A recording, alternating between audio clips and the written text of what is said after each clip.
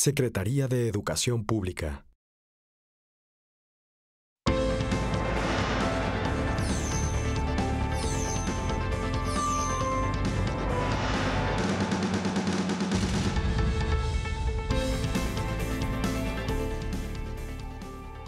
¿Qué tal? ¿Cómo le va? Muy buenas noches. Muy buenas noches. Qué bueno que está con nosotros. Gracias. Bienvenido a una emisión más de Mesa Cuadrada. Me da mucho gusto saludarles. Soy Enrique Lascano y les saludo como siempre en nombre de todos mis compañeros de este equipo de trabajo. Hoy con un tema particularmente álgido. Mire, hablar del atlas de la delincuencia, pues resulta pues siempre un ejercicio interesante, un ejercicio de la sociedad interesante, pues para saber en qué circunstancia vivimos o viven las sociedades. Sabemos que el narcotráfico es uno de los grandes delitos, una de las grandes actividades delincuenciales en el mundo y que más dinero aporta a quienes se encuentran en esta opacidad social. Pero hay otro de estas actividades delincuenciales que después del narcotráfico es la que más dinero le representa a la delincuencia, que es el tema de la trata de personas. Hoy se está reflexionando en el mundo, este día, pues, acerca de este gran problema. Y México, pues, finalmente, como no somos una ínsula, ¿no? Pues también tenemos este problema y lo tenemos de manera delicada, grave, ¿no? Aquí hay hasta municipios que históricamente se han dedicado a eso, ¿no? Allá en Tlaxcala, que históricamente han tenido ahí, bueno, ya platicaremos con quien hoy nos acompaña. Como siempre en esta mesa, le saluda Pepe Ureña. Pepe, buenas ¿cómo noches. estás? La maestra Verónica Ortiz. Vero, ¿cómo estás? Qué gusto. Y hoy nos acompaña el coordinador de Asuntos Jurídicos de InMujeres, el licenciado Pablo Navarrete Gutiérrez. Pablo, gracias por acompañarnos. Gusto. Muchas gracias. Agradecemos mucho que estés. Te preguntaría si coincidimos en este contexto que hacía yo del Completamente problema. de acuerdo. Uno de los fenómenos más atroz de la violencia y de la delincuencia organizada en el mundo, que genera cantidades estratosféricas de ganancias y que, como vamos, seguramente si no detenemos el fenómeno de la trata, va a mover del primer lugar del tráfico de drogas las ganancias, porque estamos teniendo un problema social muy serio, es decir, la permisividad social en torno a la trata, la normalización de la trata, como ya lo comentaba bien usted, en Tlaxcala hay sociedades donde han construido toda su riqueza en torno a partir de esta práctica y que generación tras generación... Sí, es un tema familiar. Familiar, es terrible esto. Y creo que esto es el gran desafío que enfrenta las sociedades modernas, porque en pocas palabras, definir la trata es la forma de esclavitud moderna más escandalosa que enfrentamos como sociedades. Es una realidad horrible, Pepe. Sí, se dan muchas cifras sobre la trata, en general, trata humana y trata de mujeres. Sí. ¿Cuáles son las estadísticas que tienen las oficiales? Bueno, aquí tenemos un problema muy serio en cuanto a las cifras porque no hay un dato único respecto de la expresión de la trata. Lo que les podría compartir es que 7 de cada 10 víctimas de trata son mujeres, principalmente niñas, niños y adolescentes. 7 de cada 10, y eso nos plantea todo un fenómeno pues complejo de cómo abordar desde una perspectiva de género la prevención de la trata, pero sobre todo también la sanción y la reparación del daño de la trata. Esos son datos que tenemos en nuestro país. Comentarles que se han hecho esfuerzos significativos en los últimos 10 años en cuanto a lo normativo, pero con un problema serio. En 2007 se creó una primera legislación para combatir la trata, que estuvo vigente 5 años.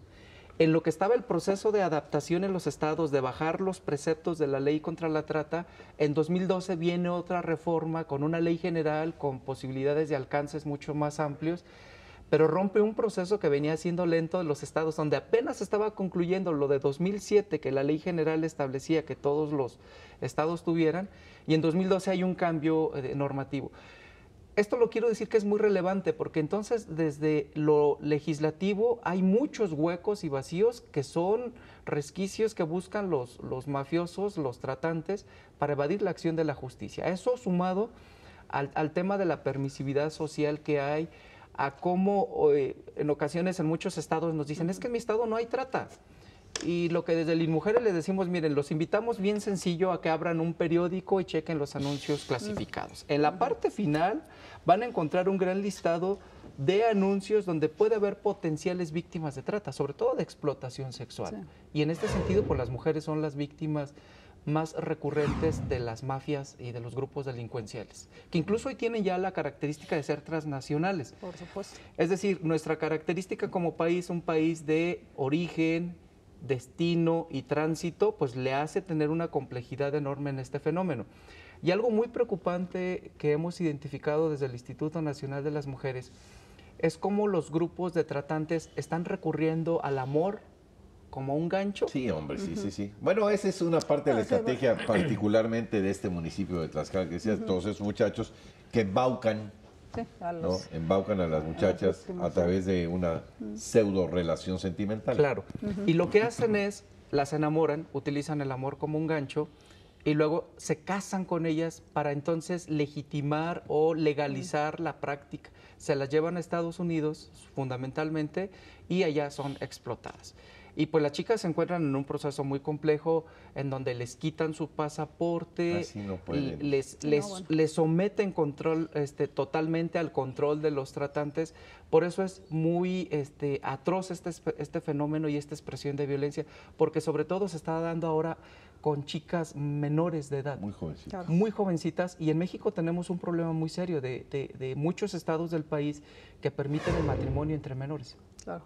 Y eso se está tratando de revertir justamente por ese, ¿no? Por este fenómeno, para que no pueda haber, digamos, estos como matrimonios de manera que se convalide sí, exacto, que se convalide un tema de explotación, ¿no? Y de trata, ¿no? Miren, Entonces, hay ahorita un fenómeno muy preocupante en 2 estados de la República.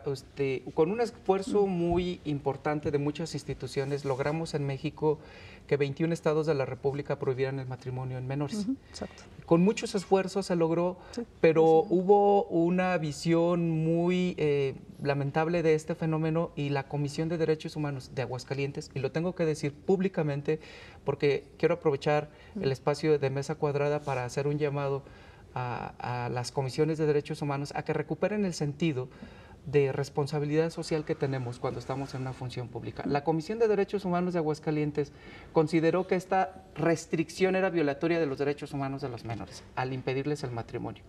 Presentó una controversia y ahorita el asunto ya está en la Corte.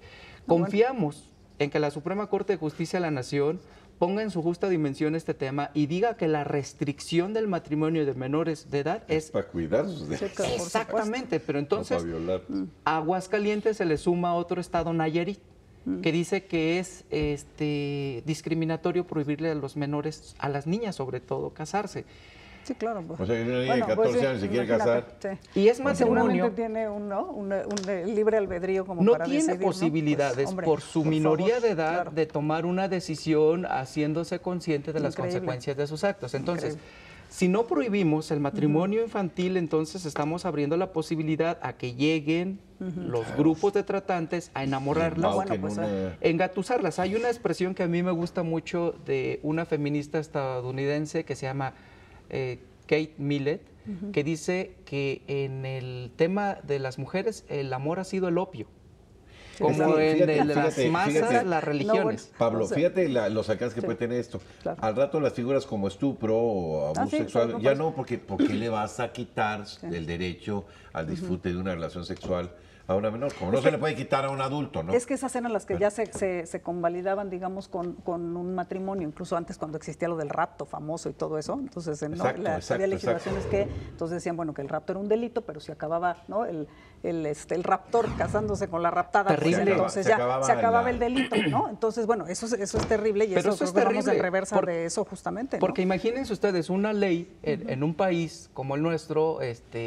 atravesando por un proceso muy difícil en materia de derechos humanos por la situación que conocemos, vinculadas a la delincuencia sí, claro. organizada, vinculadas a los fenómenos sociales que tenemos tan complejos, en donde un delito dice, tú puedes ir, te robas a una menor Y ya. con fines eróticos sexuales, y casándote con ella, Sí, ya, se acabó el te delito. perdonan, pero además te dan un premio, que es a la víctima. Sí, Claro, sí, o sea, te es la terrible dejan. eso. Pues no, bueno, es que es Y a increíble. diferencia del tema de la droga, que es la venta de un estupefaciente, Sí. se acabó ahí el negocio, ¿no? No, no, Yo te este es un vendo delito tal. continuado. Aquí te vendo, digo a las A una mujeres, ¿no? persona. Te vendo 20 veces al día, porque hay historias donde muchachas, hasta 20 relaciones en un día, que es increíble, han podido tener. Y hay historias de esto, pues que todos conocen. Bueno, me están Pues pidiendo eso. de la producción, Bueno. me están pidiendo de la producción de un regreso. corte, pero regresamos, no se vaya, estamos hoy en Mesa Cuadrada.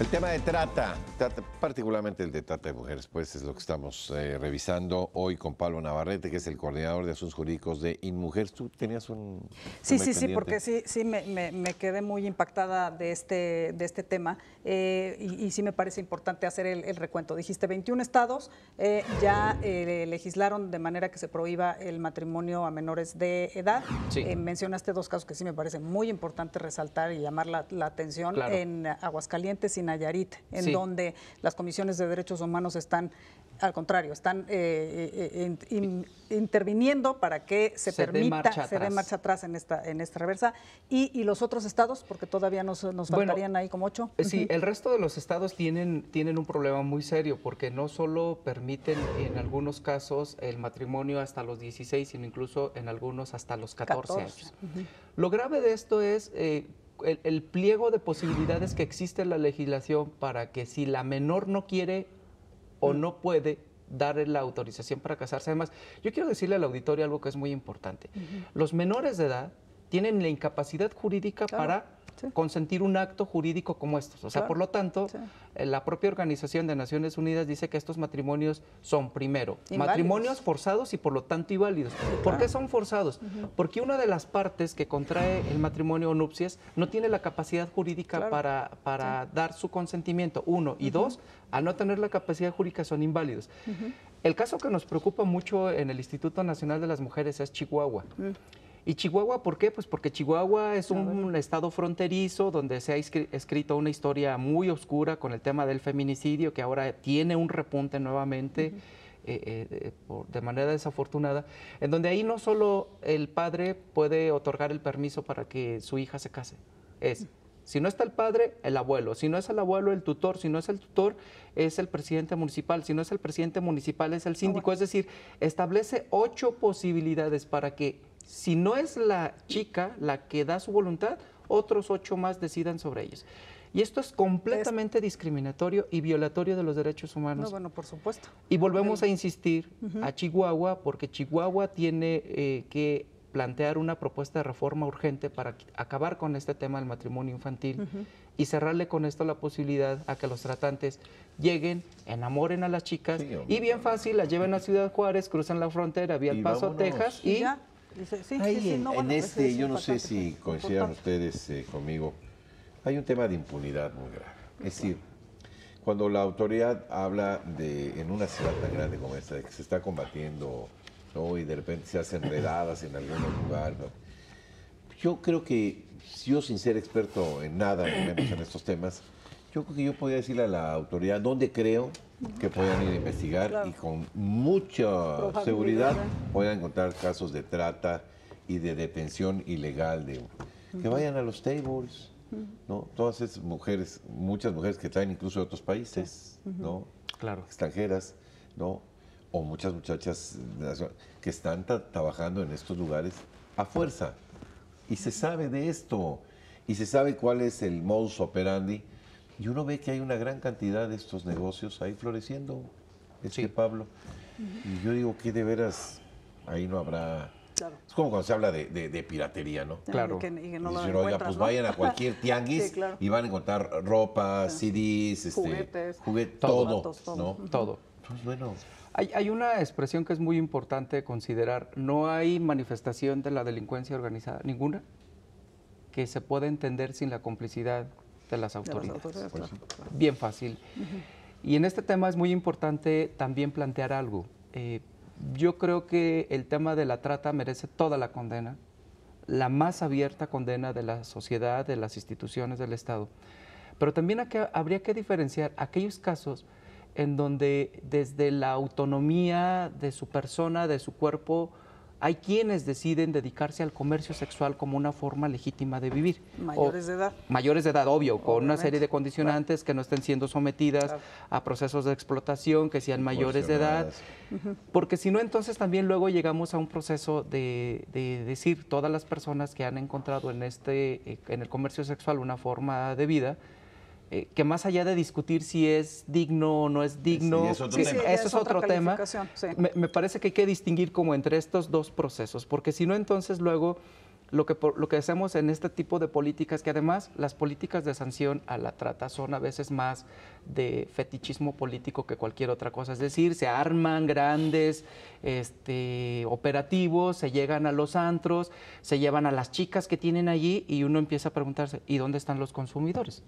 Es decir, una propuesta seria de combate a la trata tendría que pasar necesariamente por sancionar el consumo, fundamentalmente. Y reconocer que las víctimas se encuentran en un proceso tan complejo que incluso luego pueden pasar el test de la voluntariedad de las víctimas. Es decir, si un tratante llega a una comunidad en condiciones precarias para las mujeres, la enamora, le ofrece un panorama distinto y posibilidades de vida más cómodas, la saca de ahí, la lleva a trabajar y la explota. Hay incluso casos que hemos tenido en donde las víctimas sienten gratitud con su tratante. Y hemos tenido casos... Sí, exactamente, en donde se lleva a los refugios a las víctimas de trata y han presentado denuncias por privación ilegal de la libertad en contra de las instituciones del Estado que plantean cuidarlas y protegerlas.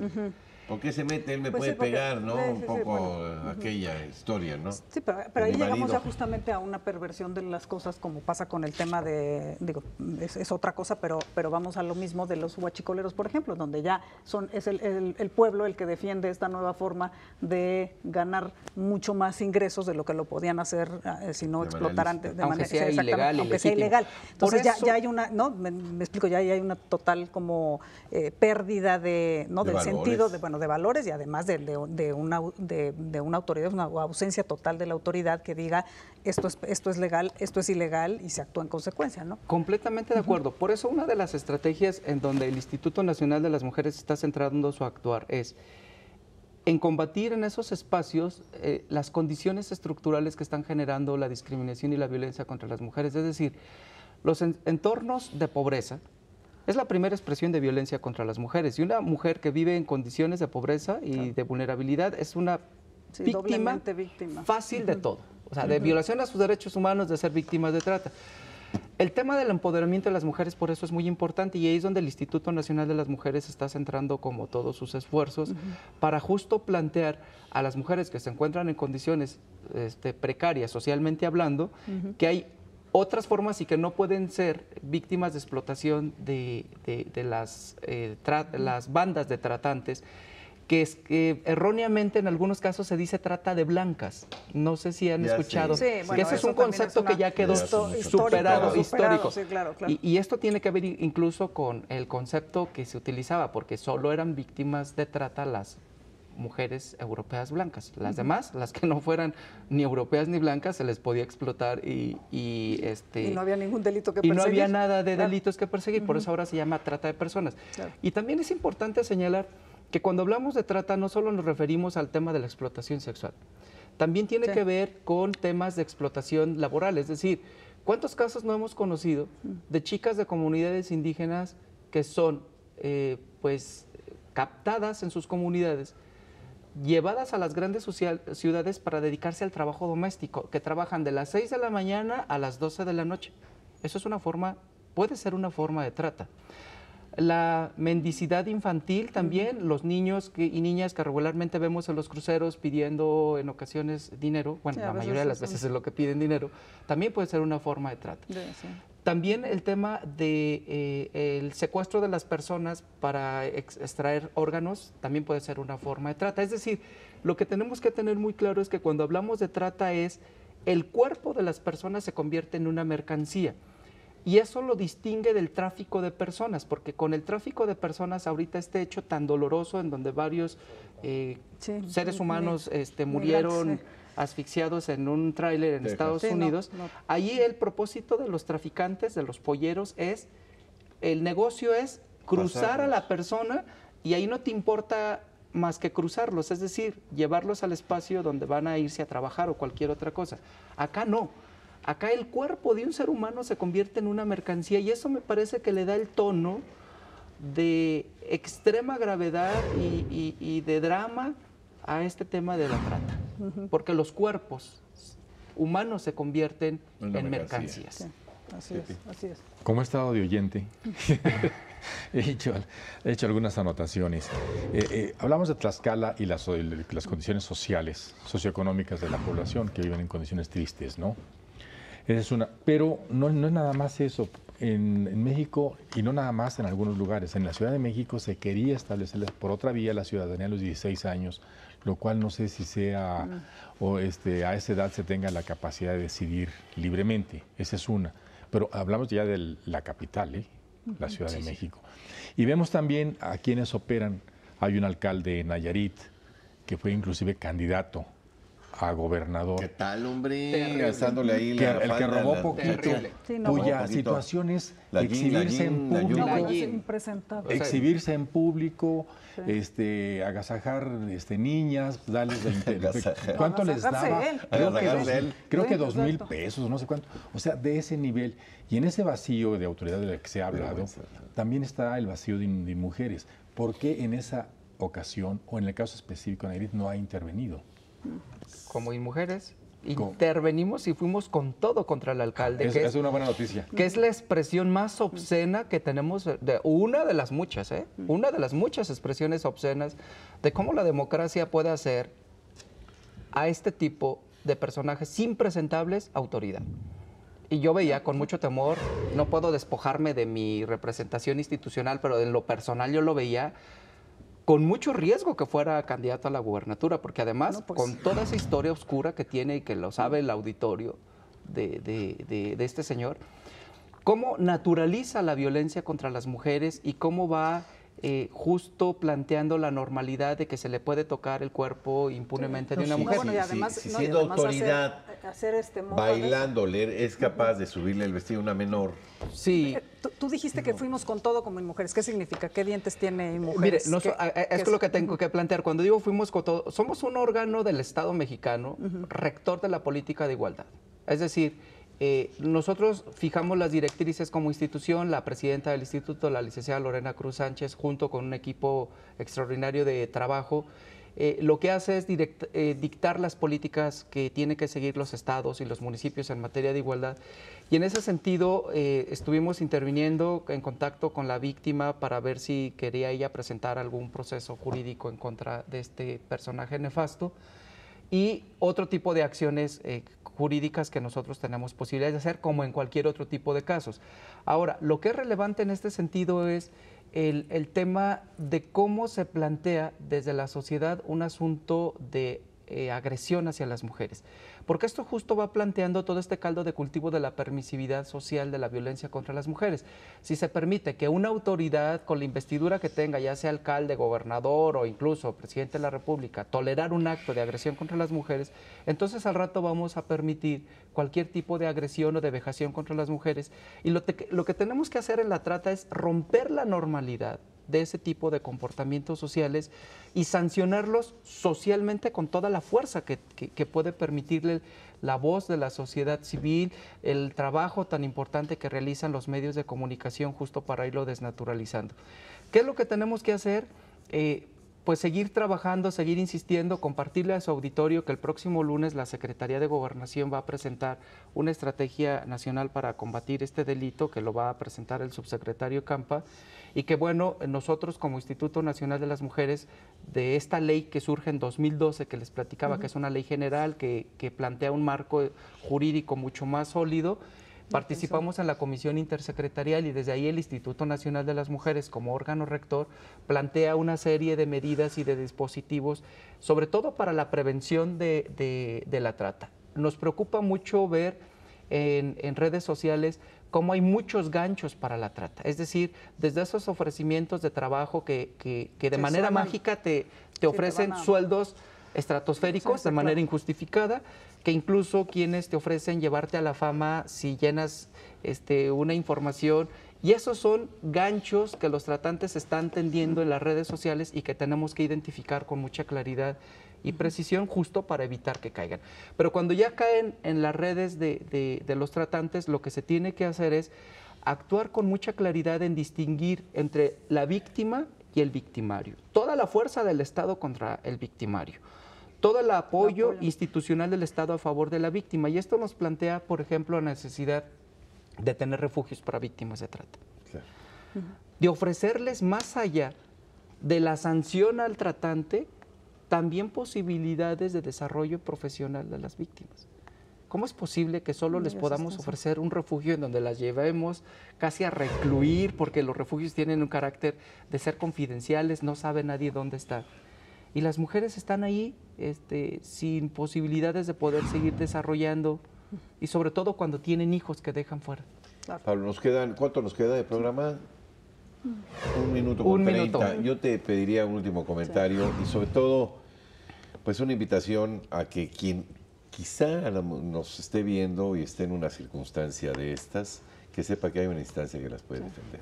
Sí, el Instituto Nacional de las Mujeres, junto con los institutos en los estados de la República, pueden ser un primer vínculo, un primer contacto. Además, comentarles que hay una Fiscalía Especializada para la Atención de los Delitos de Violencia contra las Mujeres y Trata de Personas, la FEVINTRA, que lo que tenemos que hacer es reconocer, yo lo que le quiero decir a las mujeres que nos están viendo, que nadie tiene derecho a lastimarlas, nadie tiene derecho a explotarlas, y que si están en una circunstancia de esta naturaleza, pueden acercarse a este tipo de instituciones para orientarlas y canalizarlas.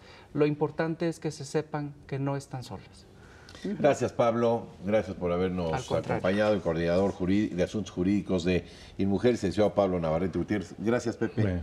Oigan, solo una pregunta. En un sí o no por el tiempo. Sí. ¿Están abiertos procesos en contra del alcalde de Nayarit, de Layín? Se abrieron algunos procesos. Ok. Sí. Pero... Buenas noches, gracias. Muchas gracias. Muy ilustrativa. Sí. Bueno, yo soy Enrique Lascano y en nombre de todos mis compañeros de este equipo de trabajo de Mesa Cuadrada, que tenga usted lo que resta de una aventurosa noche. Hasta la próxima.